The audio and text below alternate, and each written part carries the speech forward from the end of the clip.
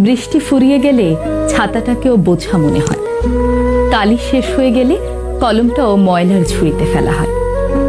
বাসি হয়ে গেলে প্রিয়জনের দেওয়া ফুলটাও পরদিন ডাস্টবিনে জায়গা পায়। পৃথিবীর নিদারুণ বাস্তবতা হলো, কেউ আপনার উপকারের কথা খুব বেশি দিন মনে রাখবে না।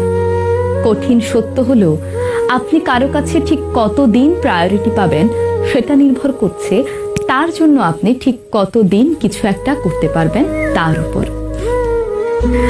এই বাস্তবতা আপনি মানলেও সত্য, না মানলেও সত্য।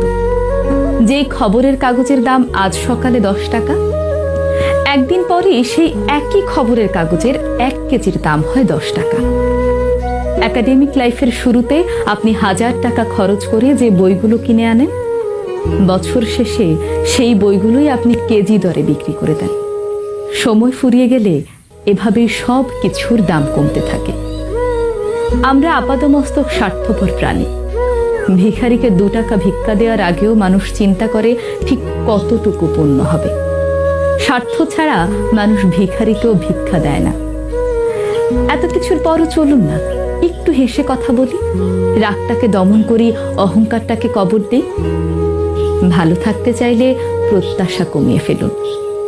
আপনি যদি কারো জন্য কিছু একটা করে থাকেন, তাহলে সেটা চিরতরে ভুলে যান, নয়তো এই জিনিসটা আপনাকে অহংকারী করে তুলবে। আবার কেউ যদি আপনার জন্য ছোট্ট কিছু করে থাকে, তবে তা সারা জীবন মনে রাখুন। এই জিনিসটি আপনাকে বিনয়ী এবং কৃতজ্ঞতা বোধ সম্পন্ন মানুষ হিসেবে বাঁচিয়ে রাখবে।